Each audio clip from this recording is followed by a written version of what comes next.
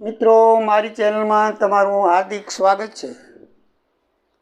આજે આપણે પ્રકરણ નંબર 2ની અંદર ખાતાનું વર્ગીકરણ કેવી રીતે થાય એ આપણે જોઈશું। કયા ખાતા કયા વર્ગીકરણ હેઠળ આવે છે, વ્યક્તિગત હેઠળ આવે કે ઉપજ ખર્ચ ખાતે હેઠળ આવે કે માલ મિલકત ખાતે આવે, એ આપણે આજે જોવાનું છે। તો મિત્રો, આ બધું તમારા પાઠ્યપુસ્તક પણ સરસ રીતે આપેલું છે અને હું પણ તમને સમજાવી દઉં છું, જેથી તમને કોઈ મુશ્કેલી પડે નહીં।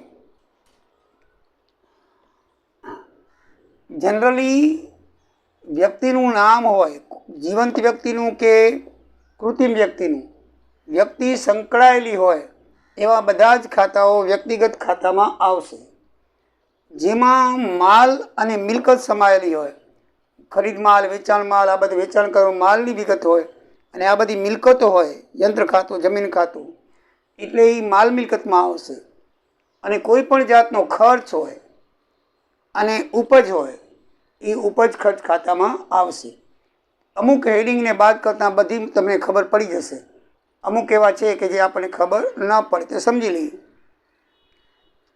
લેણી હુંડી, દેવી હુંડી, દેવાદારો, લેણદારો એ બંનેમાં આવી શકે, માલ મિલકતમાં આવી શકે અને વ્યક્તિગત ખાતામાં આવી શકે। જો નામ લખેલું હોય, દાખલા તરીકે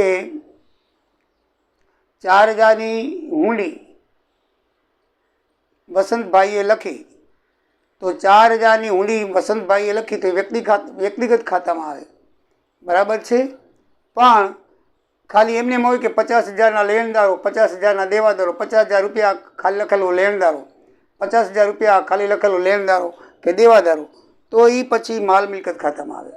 નામ ન હોય અને લેણદારો તરીકે રકમ લખવામાં આવી હોય, લેણદારો 50,000, દેવાદારો 50,000, જ્યારે તમે વાર્ષિક હિસાબો બનાવશો ને મિત્રો છેલ્લા પ્રકરણમાં, ત્યારે આ માલ મિલકતમાં જ આવશે, વ્યક્તિગત ખાતામાં નહીં આવે, બરાબર છે। માલ મિલકત ખાતાની અંદર આવશે દેવાદારો, લેણી ઊંડી, દેવી ઊંડી, મૂડીને દેવા બાજુ આવે અને લેણી ઊંડીને દેવા લેણદારો એ મિલકતને લેણા બાજુ આવશે, જ્યારે આપણે વાર્ષિક હિસાબ કરશું ત્યારે। એટલે વ્યક્તિગત નામ હોય તો લેણી ઊંડી, દેવી ઊંડી, લેણદારો, દેણદારો એ બધું આવશે માલ મિલકતમાં। અને આપણે પરીક્ષામાં ખાલી પૂછાય લેણી ઊંડી, દેવી ઊંડી, તો વ્યક્તિગત ખાતું જ લખવાનું।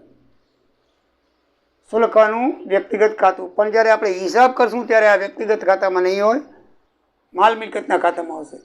એટલે ધ્યાન રાખજો, વર્ગીકરણ કરતી વખતે તમને ખાલી પૂછાય કે લેણી ઊંડી, દેવી ઊંડી, તો એ વ્યક્તિગત ખાતા તરીકે લખવાનું છે નામ। પણ એમ લખેલું હોય કે 50,000ના લેવાદારો, 50,000ના લેણદારો, 50,000ના દેવાદારો, તો એ માલ મિલકત ખાતામાં આવે છે। આ બરાબર સમજીજો। હવે લેણી ઊંડી ને દેવી ઊંડી શું છે? એક જાતનો ચેક। પહેલાં બેંકો નહોતી એટલે ચિઠ્ઠી લખવામાં આવતી કે ભાઈ ફલાણી વ્યક્તિને 50,000 રૂપિયા ચૂકવી આપશો। આવું શું કામ કરવામાં આવતું કે ભાઈ ત્યારે વાહન વ્યવહાર હોતા નથી, માણસો ચાલીને જતા, એટલે પૈસાનું જોખમ ન રાખવું પડે એટલા માટે એકબીજા શેઠિયાઓ, બેંકો હોતી નથી પહેલાં, શું હતા, મોટી મોટી પેઢીઓ હતી, જે દાખલા તરીકે અત્યારે કેમ રજનીકાંત શોપ હતી, બરાબર છે, એવી રીતે આ દેના બેંક છે એ દેવકરણ નાનજી નામની પેઢી હતી, પછી દેના બેંક બની છે, એ તમને ખ્યાલ હોય તો। દેના બેંક એ એક જાતની શ્રોપ કંપની હતી, દેવકરણ નાનજી, એના ઉપરથી સરકારે એને પછી ગવર્મેન્ટની કરી નાખી એટલે એ થઈ ગઈ દેના બેંક, બરાબર। એ દેવકરણ નાનજીની છે, પહેલાં પેઢી હતી, દેવકરણ નાનજી નામનો વ્યક્તિ થઈ ગયો, એને પેઢી બનાવી, મોટે પાયે શાખાઓ ખોલી ઇન્ડિયાની અંદર, પછી વિદેશોમાં બહુ મોટો કારોબાર થઈ ગયો। પછી સરકારે તેનું રાષ્ટ્રીયકરણ કરી લીધું, તેના હસ્તકથી લઈ લીધી, એને અવેજ આપ્યો અને એને પોતાનું નામ અમર રહે એટલા માટે દેના બેંક નામ રાખવાનું સૂચ્યું, દેવકરણ નાનજી। તો એવી જે પેઢીઓ છે એ શું કરતી, દાખલા તરીકે અમદાવાદથી બેંગ્લોર જવું હોય તો એ ગાડામાં કે ઘોડાગાડીમાં, કે પહેલાંના જમાનામાં તો બહુ એટલો વેપાર થતો નહીં, પણ માનો કે બાજુના ગામડામાં, સિટીમાં, રાધનપુરથી અમદાવાદ કે મહેસાણા જવું હોય તો ત્યારે બહુ સાધનો નહોતા, ખટારા, ટ્રક એવું બધું કંઈ હતું નહીં, ત્યારે ચિઠ્ઠીઓ લખવામાં આવતી। એ ચિઠ્ઠી જે માલ મોકલનાર છે એ લખે અને સામેવાળો સ્વીકારે, અને એ સ્વીકારીને પાછો અહીંયા મોકલે એટલે એને પૈસા મળે। એટલે લખનાર માટે એ લેણી ઊંડી કહેવાય અને સામેવાળો સ્વીકારે એના માટે એ દેવી હુંડી કહેવાય. એટલું યાદ નાખતો. એ લખતો કે ભાઈ 50,000 રૂપિયા ચૂકવી દેજો, એટલે એવું શું કરે, સ્વીકારીને 50,000 રૂપિયા ચૂકવી દે એટલે સ્વીકારી કહેવાય. અત્યારે કેમ આપણે ચેક લખીએ અને પછી બેલેન્સ ન હોય એટલે ચેક આવે રિટર્ન, બેંક પાછો મોકલે કે નહીં, બેંક ન સ્વીકારે. બસ એઝ લાઈક ચેક જેવું જ છે આ લેણી ઊંડી દેવી ઊંડી. અત્યારે વાસ્તવમાં એ છે નહીં, આ તો જૂના એકાઉન્ટ છે એમાંથી કાઢ્યું નથી એટલે ચાલ્યું આવે છે. હવે એની જગ્યાએ ચેક, ડ્રાફ્ટ, હવે તો ડિજિટલ ટ્રાન્ઝેક્શન થઈ ગયા છે. હવે તો ક્યાંય દુનિયા આગળ ચાલી ગઈ છે. આમાં એકાઉન્ટમાં હજી તમને આપણને જૂનું શીખવાડવામાં આવે છે. હવે પછી ડિજિટલ ટ્રાન્ઝેક્શન આવશે, બરાબર છે. નવા એકાઉન્ટમાં તમે આ જે છે જૂના એકાઉન્ટમાં તમે અત્યારે નોકરી કરવા જાઓ તો આ બધું નીકળી ગયેલું છે, અમુક જ આઈટમ છે. બાકી આ બધી ડેમેજ, આ નૂર કે પછી એ તો છે, પણ આ લેણી ઊંડી, દેવી ઊંડી, પછી આ ડેડ સ્ટોક, એ બધા હવે નીકળી ગયા છે, બરાબર. પણ આપણા એકાઉન્ટમાં છે એટલે આપણે એ રાખવું પડે. અને ભવિષ્યમાં તમને નવું એકાઉન્ટ ડિજિટલ થશે એટલે બધું તમને ડિજિટલ ટ્રાન્ઝેક્શન વિશે પણ માહિતી આપવામાં આવશે. અત્યારે લારીવાળો, પાન ગલાવાળો, પાણીપુરીવાળો પેલો પેમેન્ટના પડી રાખીને બેઠો હોય, તમને ખ્યાલ છે.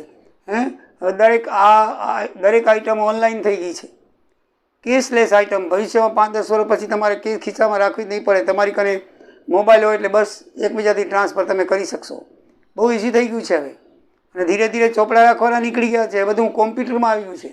આ બધા ચોપડા રાખવાના તમે ભણો છો નહીં, પહેલાંના જમાનામાં હતા. અત્યારે એ ચોપડા રાખવામાં આવતા નથી. હવે તમે નોકરી કરવા જાશો એકાઉન્ટન્ટ તરીકે કે બીજે ત્યાં જે શીખવવામાં આવે છે એ નિયમ કામ આવશે, બાકી ચોપડા બોપડા કાંઈ નહીં હોય. આ બધું આપણે ચોપડામાં લખવામાં આવતું, હવે એવું બધું નીકળી ગયું છે, બરાબર છે. તો એ બધું હવે મોડર્નમાં આવી ગયું છે. આ બધું જૂનું ભણાવવામાં આવે છે, પણ નિયમ બરાબર હશે, નિયમ એ જ હશે, બરાબર છે. તો આપણે નિયમ પ્રમાણે કયા ખાતામાં કયું ખાતું આવે જોઈ લઈએ. તો લેણી ઊંડી, દેવી ઊંડી, પછી કોઈ પણ નામ છે, આ નામ સાથે સંકળાયેલું છે. ઈમાની ખાતું, પછી લીધેલી લોન એ વ્યક્તિ લે, બીજા કોઈને કંઈ લોન મળે નહીં એટલે એ સાથે વ્યક્તિ સંકળાયેલી છે. પગાર વ્યક્તિને ચૂકવવાનો હોય, ભાડું વ્યક્તિને ચૂકવવાનું, મજૂરી વ્યક્તિ કરે, આવકવેરો વ્યક્તિને, ઇન્કમટેક્સ એ વ્યક્તિને ચૂકવવાનું હોય. સરમાનું ખાતું એ એના અટકનું ખાતું છે. ઉપાડી વ્યક્તિ ઉપાડે, મૂડી વ્યક્તિ પોતે લઈ આવે ધંધામાં જે રૂપિયા કે ફર્નિચર લઈ આવે કાંઈ પણ એની મૂડી કહેવાય. ધંધાની શરૂઆત કરીને એટલે કાંઈ એમને એમ તો થાય નહીં. આપણે બધાએ છે એ ધંધો શરૂ કરવો હોય, બરાબર છે, તો આપણે 2 કે 5 લાખ જેવો ધંધો કરવો હોય તે આપણે ઘરમાંથી લઈ આવીએ અને ધંધામાં નાખીએ તો એ મૂડી તરીકે થાય, એને મૂડી કહેવાય. અને ધંધામાંથી તમે જરૂર પડીને ઉપાડો અંગત ઉપયોગ માટે, ઘરના ખર્ચ માટે, ધંધાના માટે નહીં પણ પોતાના અંગત ખર્ચ માટે ઉપાડીએ તો એને કહેવાય ઉપાડ. એને શું કહેવાય છે? ઉપાડ. દાખલા તરીકે તમે ધંધો ચલાવતો અને તમારી દીકરીના લગ્ન હોય અને તમારે તો દીકરી ના હોય પણ પપ્પાની વાત કરીએ છીએ, બરાબર છે. તો પપ્પા પોતાની પુત્રી માટે પપ્પા ધંધો ચલાવે છે, પુત્રી માટે શું કરે, લોન આપણે ધંધામાંથી પૈસા ઉપાડે 2 લાખ રૂપિયા. ભાગીદારો બધા કે ભાઈ 2 લાખની જરૂર છે, મારી દીકરીનું લગ્ન છે, તો ધંધામાંથી ભાગીદારની સમજૂતી થઈને 2 લાખ રૂપિયા લઈ લે તો એને ઉપાડ કર્યો કહેવાય. શું કર્યો કહેવાય? અને બેંકમાંથી લઈ આવે પૈસાની જરૂર હોય પુત્રી લગ્ન માટે તો એ લોન કહેવાય. ધ્યાન રાખજો, ઉપાડમાં લોનમાં ફરક છે. અંગત ઉપયોગ માટે લોન લઈ આવે પપ્પા, બરાબર છે, બેંકમાંથી પોતાના ઘરના ખર્ચ માટે, એ ઉપાડ ન કહેવાય, એ લોન કહેવાની. એ લોન પાછી અહીંયા આવે પણ નહીં. આ જે લોન ખાતું છે, લીધેલી લોન ખાતું, ધંધા માટે બેંકમાંથી આપણે ઉપાડીએ તો આવે. ધ્યાન રાખજો, ધંધાને લગતું હોય જ આમાં બધામાં આવે છે, વ્યક્તિગત આવતું નથી, બરાબર છે. ઘણી વખત તમને ભૂલવા માટે કહે કે ભાઈ દીકરીના લગ્ન માટે બેંકમાંથી લોન ઉપાડી, તમે એમ થાય કે લોન ખાતું એ લખી નાખો, વ્યક્તિગત ખાતું. ના, વ્યક્તિગત ખાતું નહીં આવે, એ આપણે આવશે જ શેમાંય, એ અંગત ઉપયોગ થઈ ગયો અને બેંકમાંથી લીધું છે, બરાબર. હા, ધંધામાંથી લીધેલું હોય, ધંધામાંથી ઉપાડ કરેલો હોય તો એ આવશે ઉપાડ ખાતે. ધંધામાંથી લઈને બેંકમાંથી નહીં, ધંધામાંથી લઈએ તો ઉપાડ ખાતે આવશે. અને ધંધામાં આપણે નાખીએ, ધંધામાં આપણે આપીએ તો એ મૂડી કહેવાય. એ શું કહેવાય? મૂડી ખાતે આવશે. 50,000 રૂપિયા ધંધા માટે ધંધામાં લાવીને ધંધો શરૂ કર્યો તો 50,000 રૂપિયા એ મૂડી કહેવાશે. શું કહેવાશે? મૂડી ખાતે. એવી રીતે વ્યક્તિગત કાયદેસર વ્યક્તિ, કૃત્રિમ વ્યક્તિ છે, બેંક ઓફ બરોડાના નામ હોય. આ બધાએ સંસ્થાઓના, બેંકોના, વીમા કંપનીઓના, દુકાનોના કે શૈક્ષણિક સંસ્થાઓના નામ હોય. Bank of Baroda, bank of bank of Baroda, junior high school, Gujarat university, Kutch university, Tata and company ખાતું, યુનાઇટેડ ઇન્ડસ્ટ્રી ખાતું, વીમા company, Hiren brothers, Himani and brothers, bank of India, Rapar cooperative સહકારી મંડળી ખાતું, રાધનપુર કોઓપરેટિવ મંડળ ખાતું, મહેસાણા કોઓપરેટિવ સહકારી મંડળી ખાતું, અમૂલ ડેરીનું ખાતું, બરાબર, બનાસ ડેરીનું ખાતું, બરાબર. આ બધા ખાતાઓ છે એ બધા ખાતાઓ વ્યક્તિગતમાં આવશે. કૃત્રિમ વ્યક્તિ કે જીવંત વ્યક્તિ એમાં હવે જોઈએ આપણે માલ મિલકતના કોઈ પણ માલને લગતું હોય. જો આખર માલનો સ્ટોક આપણે ખરીદી લઈ આવ્યા, એમાંથી વેચી ગયા, માનો કે 50,000નો માલ લઈ આવ્યા અને 40,000નો વેચ્યો તો એ વેચાણ ખાતે, લઈ આવ્યા તો એ ખરીદ ખાતે, અને બાકી સ્ટોક 50,000માંથી 40,000 ગયા તો 10,000 બાકી સ્ટોક વધ્યો, એ સ્ટોક ખાતું કહેવાય. આખર માલનો સ્ટોક આપણે વેચીએ વેચાણ ખાતું, ખરીદીએ એ ખરીદ ખાતું, અને વેચેલો માલ પરત કરીએ એ પરત ખાતું, અને ખરીદેલો માલ પરત આવે આપણને, આપણે ખરીદેલો માલ પરત કરીએ તો ખરીદ પરત, અને વેચેલો માલ આપણને પરત આવે તો વેચાણ પરત ખાતું કહેવાય. આપણે કોઈકને માલ વેચ્યો અને કે એમાં નથી ખપતો, પાછો લઈ લો, બરાબર છે, તો એ વેચાણ પરત કહેવાય. અને ખરીદ માલ પરત એટલે ખરીદેલો માલ આપણે ખરીદ્યો અને નુકસાનીવાળો નીકળ્યો, એ આમને ન ખપે, અમે તો બરાબર માંગ્યો હતો, તો આપણે ખરીદેલો માલ પરત કરીએ તો એ ખરીદ પરત ખાતું આવે. એવી રીતે આ બધી મિલકતો છે. પેટન્ટ ખાતું, પેટા રોકડ ખાતું. પેટન્ટ એટલે એક જાતનું હક છે, કોપીરાઇટ જેવો. તમને કોઈ પુસ્તક લખો, આ કોપીરાઇટ છે, પેટન્ટ છે, બરાબર છે. તમે કોઈ શોધ કરી હોય અને એ શોધ તમે બીજાને વેચી આપો અને હક તમારી પાસેથી લઈ લે, એ કોપીરાઇટ કહેવાય. તમે કોઈ ચોપડી લખી હોય, બુક્સ લખી હોય અને એનો ઉપયોગ એ પોતાના માટે કરે, તમે કોઈ ફિલ્મ ઉતારી હોય, કોઈ વિડીયો સારો ઉતાર્યો હોય અને ટીવી ચેનલ તમારી પાસેથી ખરીદી લે, તો એ બધી કોપીરાઇટ ને પેટન્ટની અંદર આવે છે, બરાબર છે. અદસ્ય મિલકતો છે. એવી રીતે પાઘડી છે, એ અદસ્ય મિલકત છે, ધંધાની શાખ કહેવાય. તમે કોઈને ધંધો વેચો તે સારો ચાલતો હોય, તો એ તમને ધંધો વેચી નાખે તો નામ તમારે એમ કે ભાઈ નામ તમારું અમે રાખશું, તો એ કહેશે મને એક્સ્ટ્રા પૈસા ખપશે વધારાના, તો એ પાઘડી કહેવાય. શું કહેવાય? પાઘડી કહેવાય. ઘણા વખત આપણે અત્યારે દાખલા તરીકે ટાટા, બિરલા, રિલાયન્સનું કાર્ડ છે, બરાબર છે. એવી રીતે પહેલાં ઘણા એવા કાર્ડ આવ્યા ને ગયા.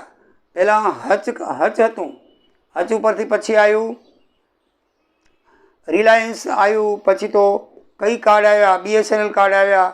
એ બધા એના એક જાતના લોગો હોય છે. દાખલા તરીકે બાબા રામદેવનું માલ તમારે વાપરવો હોય તો બાબા રામદેવનું પ્રખ્યાત માલ હોય છે, એટલા માટે એ જો તમે એના નામે દુકાન ખોલો તો તમારે એને પૈસા આપવા પડે. તો એ પૈસા જે લે છે એ અદેશ્ય મિલકત એની પોતાની શાખના લે છે, એટલે એને પાઘડી કહેવાય. તો પાઘડી છે, કોપીરાઇટ છે, ફર્નિચર, રોકડ, આ જમીન ખાતું, યંત્ર ખાતું, સ્ટેશનરી, વાહન ખાતું, રિલાયન્સ શેર. આ શેર અને ડિબેન્ચરમાં શું ફરક છે એ તમને સમજાવી દઉં.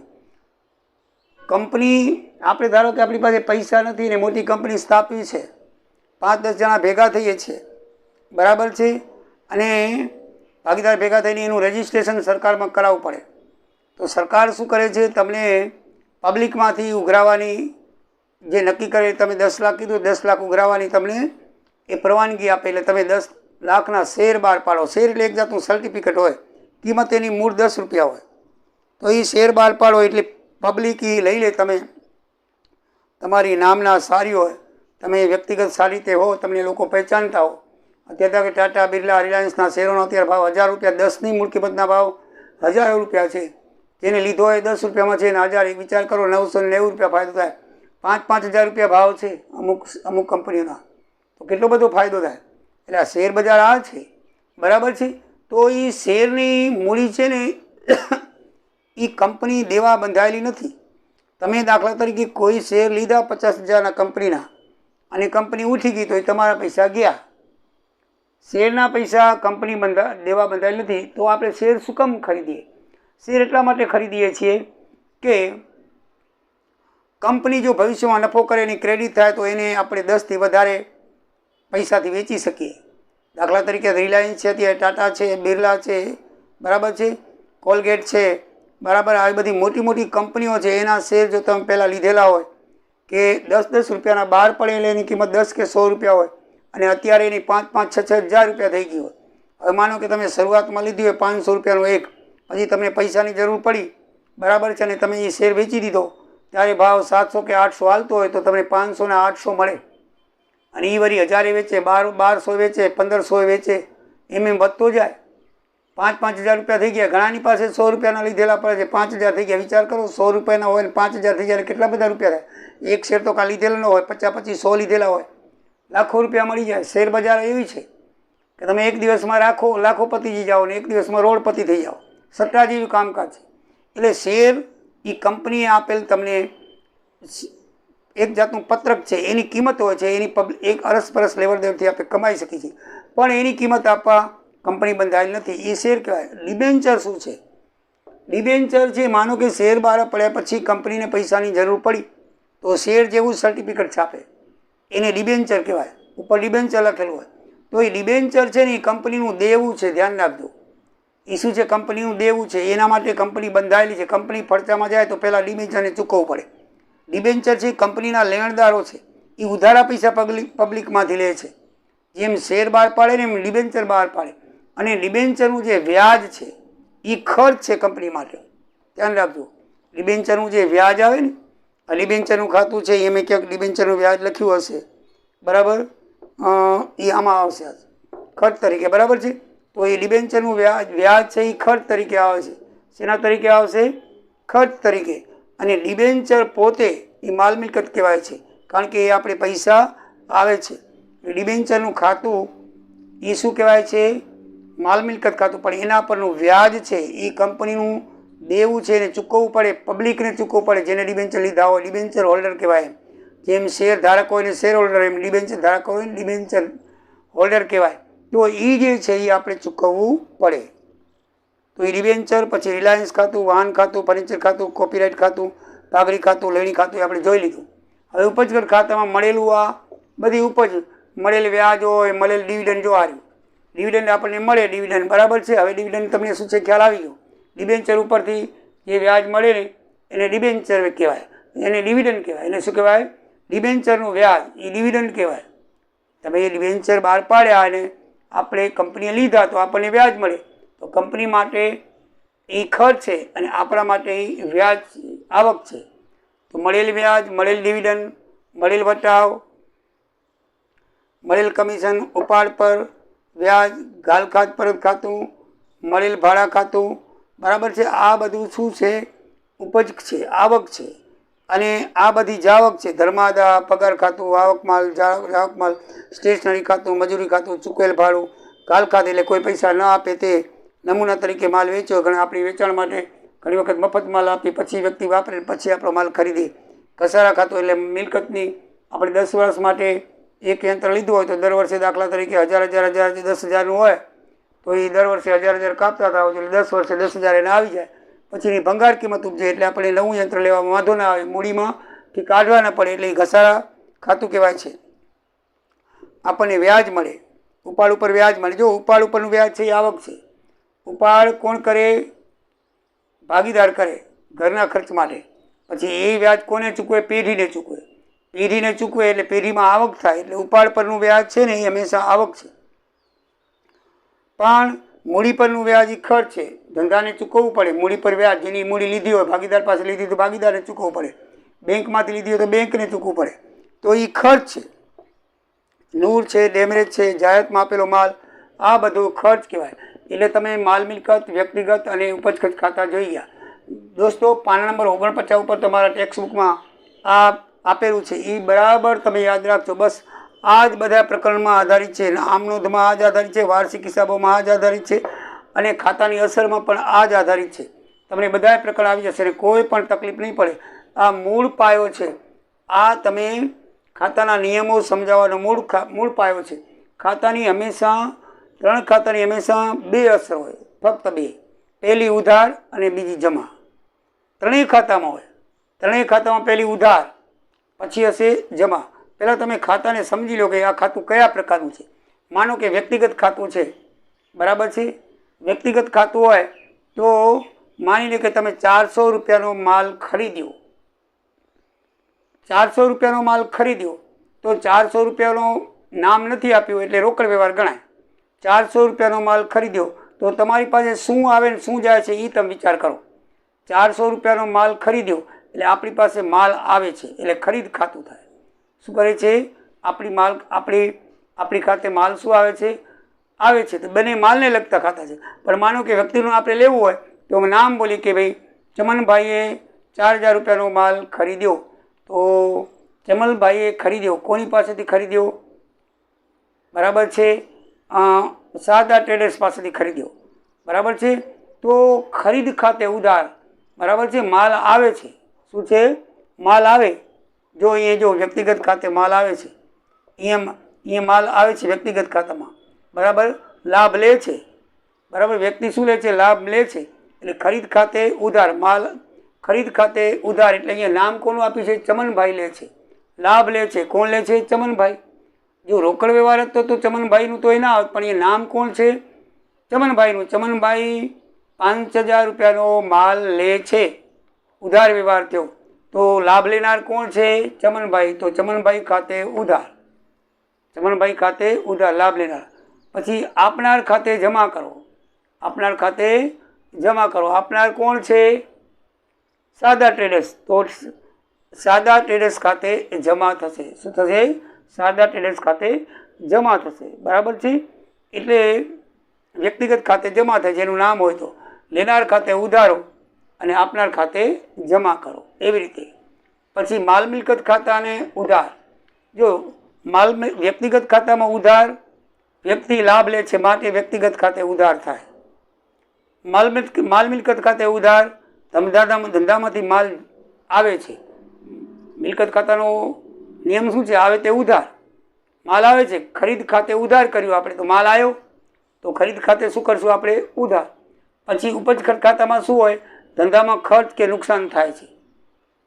આ ત્રણ વ્યવહાર છે એ ઉધારના વ્યવહાર છે. જો વ્યક્તિગત ખાતાની અંદર લાભ લે વ્યક્તિ તો ઉધાર. માલ મિલકત ખાતાની અંદર માલ આવે તો ઉધાર. અને ઉપજગત ખાતામાં ખર્ચ થાય તો ઉધાર. આ ત્રણેય ખાતામાં ઉધારની એન્ટ્રી ફર્સ્ટ આવી અને લખાય પહેલી એ જ. 400 રૂપિયાની સ્ટેશનરી ખરીદી. બરાબર છે. તો સ્ટેશનરી ખાતે ઉધાર થશે અને રોકડ જાય છે તો રોકડ ખાતે જમા થશે. એ માલ મિલકત ખાતે રોકડ જાય છે, આપણી ખાતે કાંઈ પણ જાય, ધંધામાંથી માલ જાય કે મિલકત જાય કે રોકડ જાય તો હંમેશા શું થાય? જમા થાય. એવી રીતે બીજી અસર શું થાય? વ્યક્તિગત ખાતે જમા થાય. લાભ, વ્યક્તિને લાભ મળે છે તો એ શું થશે? વ્યક્તિ ખાતે જમા થાય છે. બરાબર ને? વ્યક્તિ લાભ આપે, વ્યક્તિને લાભ મળે છે અને વ્યક્તિને લાભ આપનાર ખાતે જમા કરો, લેનાર ખાતે ઉધારો. જો વ્યક્તિને લાભ આપે છે અને વ્યક્તિ લાભ લે છે, વ્યક્તિ લાભ આપે છે.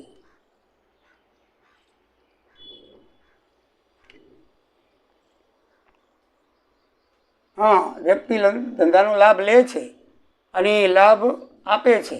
બરાબર ને? ધંધાનો લાભ લે તો ઉધાર અને ધંધાની લાભ આપે તો આપનાર ખાતે શું કરવાનું? જમા કરવાનું. બરાબર છે. પછી માલ મિલકત ખાતું આવે તે ઉધાર ને જાય જમા. માલ મિલકતમાં માલ આવે તો ઉધાર બાજુ, માલ જાય તો જમા બાજુ. ઉપજગત ખાતાની અંદર ધંધામાં ખર્ચ થાય તો ઉધાર બાજુ અને ધંધામાં આવક થાય, લાભ થાય તો જમા બાજુ. તો ત્રણેય ખાતામાં ઉધાર જમા હોય છે. ફરીથી જોઈએ, વ્યક્તિગત ખાતામાં લાભ લેવાનો થાય તો ઉધાર બાજુ, લાભ આપવાનો થાય તો જમા બાજુ. માલ મિલકત ખાતામાં ધંધામાં માલ કે રોકડ માલ આવે તો ઉધાર બાજુ, માલ કે રોકડ જાય તો જમા બાજુ. ઉપજિત ખાતામાં ખર્ચ થાય તો ખર્ચ ઉધાર બાજુ અને ઉપજિત ખાતામાં કોઈ આવક આવે તો જમા બાજુ. એટલે આ રીતે ત્રણેય ખાતાની અંદર નિયમ છે. તમે બરાબર સમજી ગયા હશો. વ્યક્તિગત ખાતામાં આપનાર ખાતે જમા કરવો, લેનાર ખાતે ઉધારો. ઉપજગત ખાતામાં ખર્ચ ખાતે ઉધારો, ઉપજ ખાતે જમા કરો. માલ મિલકત ખાતામાં આવે તે ઉધાર અને જાય તે જમા. મિત્રો, હવે સ્વાધ્યાયની અંદર બસ આવું બધું આપેલું છે કે વર્ગીકરણ કરો અને વ્યવહારની અસર જણાવો. અને ઉદાહરણ 7, 8, 9 બહુ સરસ રીતે આપેલા છે. એની આપણે ચોપડી અંદર સરસ રીતે સ્પષ્ટતા કરેલી છે, છતાં એક દાખલો જોઈને આપણે આ પ્રકરણની પૂર્ણાહુતિ કરશું. તો ચલો આપણે એક દાખલો જોઈએ.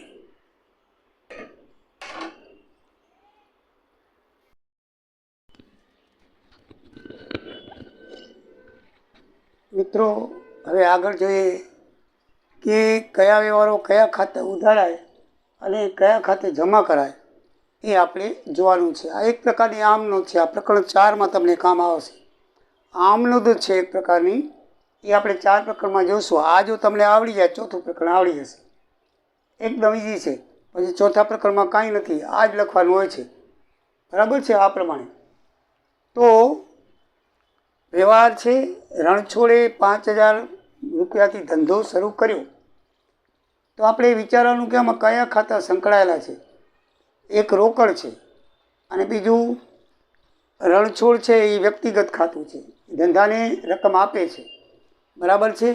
તો રોકડ ખાતું એટલે માલ મિલકત ખાતું, એટલે આવે તે ઉધાર. રોકડ આવે છે માટે રોકડ ખાતે ઉધાર, અને ધંધાને આપનાર છે એટલે ધંધામાં આવે એટલે એ શું કહેવાય? મૂડી કહેવાય. હંમેશા કોઈ પણ ધંધામાં ફર્નિચર આવે, માલ આવે કે રોકડ આવે, એ હંમેશા જો રોકડ આવે તો રોકડ ખાતે ઉધાર થશે. બરાબર છે? માલ આવે કે ફર્નિચર આવે તો ફર્નિચર ખાતે ઉધાર કે માલ ખાતે ઉધાર થશે, પણ જમા મૂડી ખાતે થશે. ધંધામાં તમે કોઈ પણ ફર્નિચર લઈ આવો, કોઈ પણ રોકડ લઈ આવો, કોઈ પણ માલ લઈ આવો, તે હંમેશા મૂડી ખાતે જમા થશે. મૂડી વ્યક્તિગત ખાતું છે. અહીંયા આપણે રણછોડભાઈ ખાતે જમા નહીં લખીએ. એ ધંધાને રોકડ આપે છે. બરાબર છે? ધંધાને આપે છે. લાભ લેનાર કોણ છે? ધંધો છે. તો એ મૂડી ખાતે થશે જમા. એ બરાબર ધ્યાનમાં રાખવાનું. ધંધામાં રોકડ આવે છે, સમજી શું થાય? ધંધામાં રોકડ આવે છે, માલિક ધંધાને રોકડ આપે છે. રોકડ આપનાર ખાતે જમા કરવો એટલે માલિક ખાતે નહીં પણ ધંધામાં આપે છે એટલે મૂડી ખાતે જમા કરશું. અને રોકડ આવે છે તો રોકડ ખાતે ઉધાર. 2,000નો માલ રોકડેથી ખરીદ્યો તો આપણેથી શું આવે છે? રોકડ આવે છે. ખરીદ્યો એટલે રોકડ જાય છે, માલ આવે છે. આપણે ખરીદ કરી એટલે માલ આવે છે, તો માલ મિલકત ખાતાનો નિયમ શું છે કે માલ આવે તે ઉધાર. એટલે અહીંયા માલ ખાતે ઉધાર, પણ અહીંયા ખરીદી તરીકે આવે છે એટલે ખરીદ ખાતે લખવાનું, માલ ખાતે નહીં લખવાનું. આ 2-3 શબ્દમાં ધ્યાન રાખજો. અહીંયા આપનાર ખાતે જમા નહીં પણ મૂડી ખાતે લખવાનું. અહીંયા માલ આવે છે તો માલ ખાતે ઉધાર નહીં પણ ખરીદી તરીકે આવે છે એટલે ખરીદ ખાતે ઉધાર, અને રોકડ જાય છે તો રોકડ ખાતે જમા. આખો વ્યવહાર માલ મિલકત ખાતાનો છે.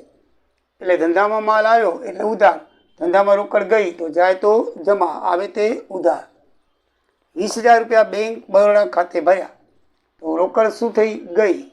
અને બેંક વ્યક્તિગત ખાતું છે. બરાબર છે? તો બેંક પૈસા લે છે તો લેનાર ખાતે ઉધાર, તો BOB ખાતે ઉધાર, બેંક ખાતે ઉધાર, બેંક ઓફ બરોડા ખાતે. બેંક ખાતે ઉધાર, રોકડ જાય છે તો રોકડ ખાતે જમા. બેંક લેનાર છે, લેનાર ખાતે ઉધાર, ધંધામાંથી રોકડ જાય છે માટે જમા. 2 ખાતા છે. વ્યક્તિગત ખાતું, બેંક ઓફ વ્યક્તિગત કૃતિ વ્યક્તિ છે. લેનાર ખાતે ઉધારો તો બેંક ખાતે ઉધારો, રોકડ જાય છે તો રોકડ ખાતે જમા કરો. 1,000નું ફર્નિચર ખરીદ્યું. શું આવે છે? ફર્નિચર. ફર્નિચર એ માલ મિલકત ખાતાનું એટલે આવે તે ઉધાર, તો ફર્નિચર ખાતે ઉધાર. શું જાય છે? રોકડ. રોકડ એ પણ માલ મિલકત જાય તે જમા કરો તો રોકડ ખાતે જમા. ફર્નિચર આવે છે અને રોકડ જાય છે. આખો વ્યવહાર માલ મિલકત ખાતાનો છે. ઘણી વખત વ્યવહાર 2 ખાતા સાથે સંકળાયેલો હોય. વ્યક્તિ ખાતે સંકળાયેલો હોય તો વ્યક્તિગત ખાતાનો નિયમ લાગુ પાડવાનો, અને રોકડ ખાતે સમજાયેલો હોય તો રોકડ માલ મિલકત તો માલ મિલકત ખાતાને આપણે અસર પાડવાની. ઉપજગત ખાતે હોય તો ઉપજગત ખાતાને અસર પાડવાની. એ બરાબર ધ્યાનમાં રાખવાનું. 6,000નો માલ રાધાને વેચ્યો તો 6,000નો માલ જાય છે, માલ મિલકત, અને રાધા વ્યક્તિગત છે એટલે રાધાને માલ વેચ્યો તો લેનાર ખાતે ઉધારો. રાધા લાભ મેળવે છે તો લેનાર ખાતે ઉધાર, રાધા ખાતે ઉધાર. અને માલ જાય છે તો માલ ખાતે જમા, પણ એ વેચાણ કર્યું છે વેચાણ ખાતે જમા આવશે, માલ ખાતે નહીં આવે. જેમ આપણે ખરીદી માલ ખાતે ઉધાર કરી એમની પણ ખરીદ ખાતે કર્યું હતું, એમાં વેચાણ તરીકે માલ ગયેલે વેચાણ ખાતે જમા થશે. રાધાએ માલ લીધો છે, લાભ મેળવ્યો છે, લાભ મેળવવા ખાતે ઉધાર, અને વેચાણનો માલ ગયો તો માલ ખાતે જમા એટલે વેચાણ ખાતે જમા થાય. 300નો પરચુરણ ખર્ચ થયો છે તો આ ખર્ચ છે તો ઉપજગત ખાતામાં આવશે. બરાબર? તે ખર્ચ ખાતે શું કરી છે આપણે? ઉધાર. પરચુરણ ખર્ચ એટલે જો ચા પાણીના ખર્ચા હોય, નાસ્તાના ખર્ચા હોય, પૂજાપાઠના ખર્ચા હોય, તો આપણે ધંધો શરૂઆત કરીને એટલે બધાને બોલાવીએ, પછી આવજો અમારે ત્યાં, બરાબર, ઉદ્ઘાટન છે એટલે ચા પાણીનો ખર્ચો થાય, બ્રાહ્મણ કને મુહૂર્ત કરાવી હોય એનો ખર્ચો થાય, પૂજાપાઠનો, તો એ બધા પરચુરણ ખર્ચ લેવાના. આમાં તો ડાયરેક્ટ પરચુરણ લખીને ઘણી વખત ચા પાણીનો ખર્ચ લખે, અહીંયા જો પૂજાનો ખર્ચ લખ્યો છે એ પરચુરણ ખર્ચ કહેવાય. તો એવા ખર્ચને પરચુરણ ખર્ચ ખાતે ઉધાર એટલે ઉપજ ખર્ચ ખાતું ખર્ચ થયો, એટલે ખર્ચ ખાતે ઉધાર થયું. રોકડ ગઈ તો માલ મિલકત ખાતે જાય તે જમા, તો રોકડ ખાતે જમા. ધંધામાં ખર્ચ થાય છે એટલે ઉપજ ખર્ચ ખાતે ઉધાર થાય, રોકડ ખાતે જમા થાય, એટલે કે પરચુરણ ખાતે ઉધાર થશે. આમાં ઉપજ ખર્ચ ખાતું સંકળાયું, એ માલ મિલકત ખાતું સંકળાયું, તો બંને વ્યવહારની અસર એ પ્રમાણે આપવાની. ઉપજ ખાતામાં ખર્ચ ખાતે ઉધાર થાય છે અને માલ મિલકત ખાતામાં રોકડ ખાતે જમા, જાય તે જમા. 200નું ડિવિડન્ડ મળ્યું, જો ડિવિડન્ડ હંમેશા ચેકથી મળે, રોકડથી ન મળે. કોઈ પણ વ્યવહાર તમે ચેકથી કરો, ચેકથી પૈસા આવે, ચેકથી પૈસા જાય તો બેંક ખાતે જમા કે ઉધાર થાય. અહીંયા ડિવિડન્ડ મળ્યું છે એટલે બેંક શિલક વધી છે એટલે બેંક ખાતે ઉધાર થાય. બેંક શિલક વધે તો બેંક ખાતે ઉધાર, બેંક શિલક ઘટે તો બેંક ખાતે જમા, એટલું યાદ રાખવાનું. તો ડિવિડન્ડ મળ્યું એટલે આપણા બેંક ખાતામાં જમા થયો છે, બેંક શિલક વધી એટલે બેંક ખાતે ઉધાર, અથવા બેંક લેશે આપણા વતીથી તો લેનાર ખાતે ઉધારો, બેંક ખાતે ઉધારો, ડિવિડન્ડ ખાતે જમા, બરાબર છે. ડિવિડન્ડ ખાતે ડિવિડન્ડ થકી મળ્યા ડિવિડન્ડ ખાતે જમા. શિલક વધે છે અને ઉપજ થાય છે, શિલક વધે એટલે બેંક ખાતે ઉધાર થાય અને ઉપજ આવી એટલે ડિવિડન્ડ ખાતે જમા થયું. 15,000નું યંત્ર રમેશ બદર પાસેથી ખરીદ્યું, યંત્ર આવે છે માલ મિલકત ખાતું, યંત્ર ખાતે ઉધારો, બરાબર છે. રમેશભાઈ વ્યક્તિગત ખાતું, આપનાર ખાતે જમા કરો, રમેશ બદર ખાતે જમા. ધંધામાં યંત્ર આવ્યું, આવે તે ઉધાર, રમેશ બદરનું ખાતું હતું, રમેશે આપ્યું તો આપનાર ખાતે જમા કરો, તો રમેશ બદર ખાતે જમા કર્યા, એ માલ મિલકત ખાતું થઈ ગયું. એવી રીતે રાધા રૂપિયા 2,000 આપી શકે તેમ નથી. આપણે રાધાને માલ કેટલો વેચ્યો તો 6,000નો, એમાંથી 2,000 નથી આપતી એટલે એ ગાલખાત થઈ. હા, તો ગાલખાત ખાતે ઉધાર, અને આપણે ગાલખાત કોણે આપી? રાધાએ, તો રાધા ખાતે જમા. તો ધંધાનું નુકસાન છે એટલે ઉપજ ખર્ચ ખાતું ગાલખાત ખાતે ઉધાર થઈ જાય. રાધા નાદાર જાહેર થયેલ છે એટલે રાધા ખાતે શું કચ્યું રકમ જમા.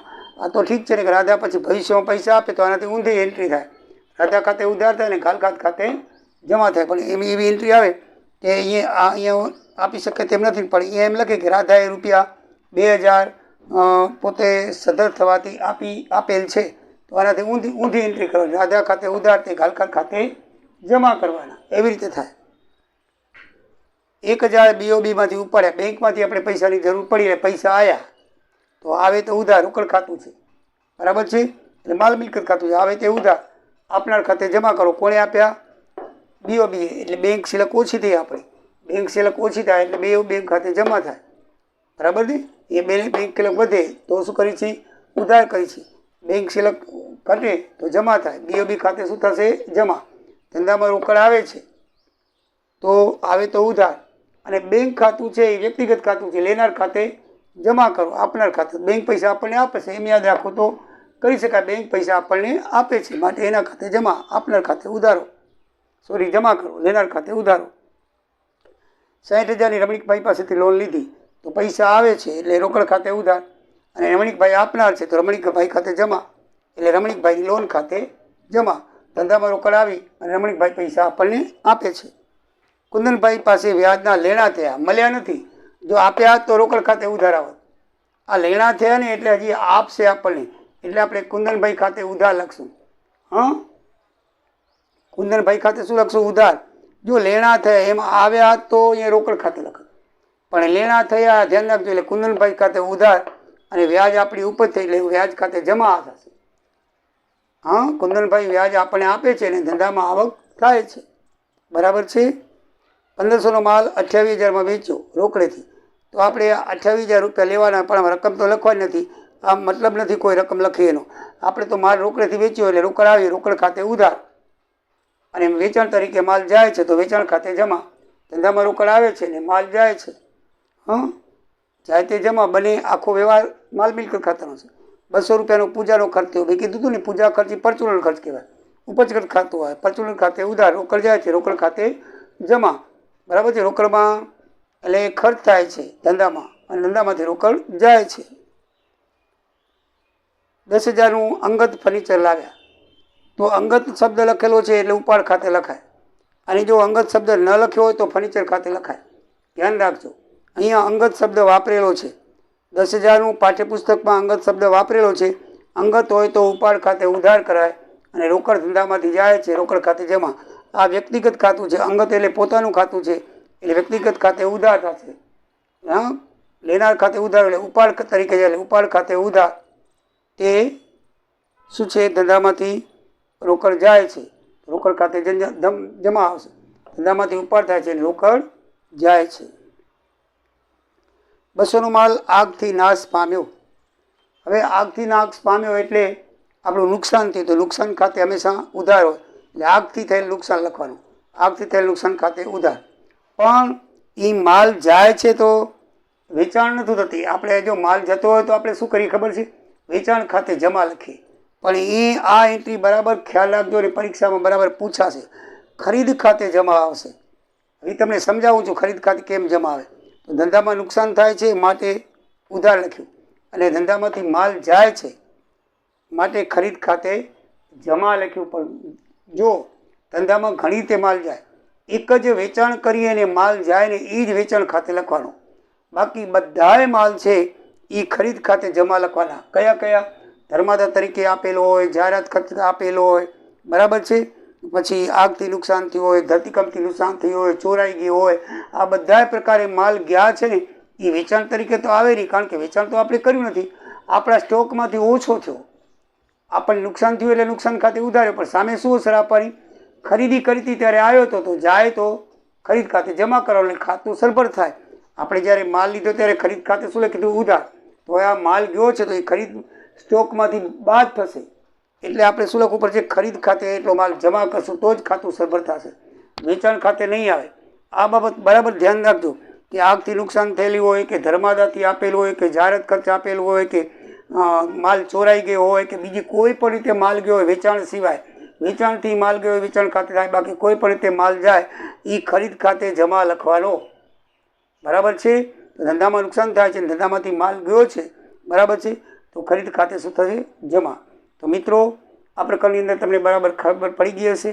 તો વ્યવહારનું વર્ગીકરણ કેમ થાય, ધંધામાં વ્યવહારની અસર કઈ રીતે થાય, અને આર્થિક વ્યવહાર અને બિન આર્થિક વ્યવહાર કેવી રીતે થાય એ તમને ખબર છે. કે ભાઈ નાણાકીય જે વ્યવહાર હોય એ વ્યવહારની અંદર નાણાકીય વ્યવહાર હોય એવાને આર્થિક વ્યવહાર કહેવાય, અને નાણાકીય વ્યવહાર ન હોય એને શું કહેવાય છે? બિન આર્થિક વ્યવહાર કહેવામાં આવે છે. એ પણ આપણે સમજી ગયા છીએ. છતાંય તમારે એકાદ બે ઉદાહરણ જોતા હોય તો હું તમને જણાવી દઉં કે આર્થિક વ્યવહાર અને બિન આર્થિક વ્યવહાર કેને કહેવાય એ આપણે જોઈ લઈએ. બરાબર છે? તમને એવું કે આપેલું નથી કે ભાઈ આર્થિક વ્યવહાર છે કે બિન આર્થિક, છતાંય આપણે જોઈ લઈએ. જો યશપાલે 80,000નો રોકડેથી લાવીને માલ ધંધો શરૂ કર્યો, તો એ વ્યવહાર કેવો કહેવાય? એ વ્યવહાર આર્થિક કહેવાય, કારણ કે એમાંથી 80,000 રૂપિયા રોકડ વ્યવહાર થઈ છે. કેવી થઈ છે? રોકડ વ્યવહાર થઈ છે. પછી 5,000નો માલ વિશ્વાસને શાખ ઉપર વેચ્યો. ભલે શાખ ઉપર વેચ્યો હોય તોય પણ એમાં રોકડ લેવાનું, ભવિષ્યમાં રોકડ મળશે, એટલે એ શું કહેવાય? આર્થિક વ્યવહાર કહેવાય. નમૂના તરીકે 2500નો માલ વેચ્યો તો એમાં રોકડ આવતી નથી, સામે કોઈ પક્ષ નથી, પક્ષ હોવો જોઈએ. આપણે નમૂના તરીકે આપણે ધંધાની જાહેરાત માટે વેચ્યો છે મફત, તો એ બિન આર્થિક વ્યવહાર કહેવાશે. કેવો કહેવાશે? બિન આર્થિક. આરાધ્યા પાસેથી 6,000નો માલ મળવાનો ઓર્ડર આવ્યો છે, પણ આપણે માલ મોકલ્યો નથી, એટલે બિન આર્થિક વ્યવહાર થશે. રોકડ આવી પણ નથી, માલ ગયો પણ નથી, કાંઈ પણ થયું નથી, ખાલી ઓર્ડર મળ્યો છે, એટલે બિન આર્થિક વ્યવહાર કહેવાશે. પછી 240 ટપાલ ખર્ચના ચૂકવ્યા, તો એ ખર્ચ થયો છે, રોકડ ગઈ છે, બરાબર છે, અને આ બાજુ ખર્ચ થઈ છે, તે આર્થિક વ્યવહાર કહેવાશે. રોકડ આવે છે એટલે. ભૂમિકાને 15,000ના માસિક પગારથી ક્લાર્ક તરીકે નિમણૂક આપી. આમાં નિમણૂક આપી છે, હજી પગાર ચૂકવ્યો નથી, ખાલી નિમણૂક આપી છે. જુઓ, બિન આર્થિક વ્યવહાર છે, કારણ કે મહિનો પૂરો થશે પછી પગાર ચૂકવશું, પછી પગાર ખાતે આવશે. એને 15,000 તરીકે ક્લાર્ક તરીકે રાખ્યા, એટલે બિન આર્થિક વ્યવહાર આવશે. કેવો આવશે? બિન આર્થિક વ્યવહાર આવશે. પછી 1001 રોકડા માનવ મંદિરમાં દાનમાં આપ્યા તો બિનઆર્થિક, ભલે રોકડ ગઈ, રોકડનો વ્યવહાર છે પણ સામે પક્ષકાર પણ છે, પણ એમાં ધંધામાં મૂલ્ય આંકી શકાતું નથી, આપણે ધંધાને લગતો એ વ્યવહાર નથી, માટે એ શું આવશે? બિનઆર્થિક વ્યવહાર આવશે. પછી રાજ સ્ટોર્સને 10,000 માલ મોકલવા માટેનો ઓર્ડર આપ્યો, આપણે ઓર્ડર આપ્યો છે, આપણને માલ મળ્યો નથી, તો કેવો આવશે? બિનઆર્થિક વ્યવહાર આવશે. નગરપાલિકાને મકાન વેરો 1500 ચૂકવવાની નોટિસ મળી, આપણને નગરપાલિકાની નોટિસ મળી છે, હજી આપણે ચૂકવ્યા નથી, બરાબર છે, નાણાકીય વ્યવહાર થતો નથી, તો એ કેવો કરશે? બિનઆર્થિક વ્યવહાર કહેવાશે. પ્રીતિને 5,000ના દેવામાં 3,000નો ચેક આપ્યો, તો આમાં 3,000નો ચેક આપ્યો એટલે એ શું થયું છે? બંને પક્ષે લોકોની લેવડ દેવડ થઈ છે, માટે એ આર્થિક વ્યવહાર કહેવામાં આવશે. 1500નું જીવન વીમાનું પ્રીમિયમ ભર્યું, તો એ પણ લોકોની લેવડ દેવડ થઈ છે, સામે પક્ષકાર જીવન વીમા પ્રીમિયમ છે, જીવિકો, બરાબર છે, તો એ આર્થિક વ્યવહાર કહેવામાં આવશે. રિઝર્વ બેંક ઓફ ઇન્ડિયામાંથી 1,000નું પરચુરણ લીધું એટલે એ પણ આર્થિક વ્યવહાર થયો, પૈસા આવ્યા છે એટલે એ પણ આર્થિક વ્યવહાર કહેવાશે. પત્નીના જન્મદિવસે 2500ની સાડી આપવાનું નક્કી કર્યું, હજી સાડી આપવાનું નક્કી કરી છે, સાડી આપી નથી, એટલે બિનઆર્થિક વ્યવહાર કહેવાશે. તો મિત્રો, આવા જે વ્યવહારો છે આર્થિક, બિનઆર્થિક, આમાં 3 જાતના દાખલા તમને પૂછાય કે વ્યવહારો આર્થિક છે કે બિનઆર્થિક, તો જેમાં રોકડની લેવડ દેવડ થતી હોય એ આર્થિક, ન થતી હોય બિનઆર્થિક. પછી ખાતાના પ્રકાર જણાવો, તે આપણે વિગતવાર જોયું તો એ કયા ખાતાને લાગુ પડે છે, કે આ વ્યવહાર છે મિલકત ખાતાનો છે કે ઉપજકર ખાતાનો છે કે વ્યક્તિગત ખાતાનો છે, જોયું. પછી ખાતાની અસરો જણાવો, એનું કારણ સમજાવો, તો આ ખાતાની કઈ અસર થાય? ઉધાર અસર થાય, જમા અસર થાય, શા માટે ઉધાર જમા અસર થાય, એની સમજૂતી આપવાની છે. તો આ 3 પ્રકારના દાખલા એમાંથી તમને થિયરી તરીકે પૂછાય. તો હવે તમને આવડવા જોઈએ. આપણે 3 પ્રકારના દાખલા જોયા. તો મિત્રો, હવે આ પ્રકરણ પૂરું કરીએ છીએ. એના પછી જીએસટીનું પ્રકરણ બહુ અગત્યનું છે, એ આપણે નેક્સ્ટ વિડીયોમાં કરશું. તમે મારા વિડીયોને લાઇક કરજો, સબસ્ક્રાઈબ કરજો. ધન્યવાદ. જય દ્વારિકાધીશ, જય સિયારામ.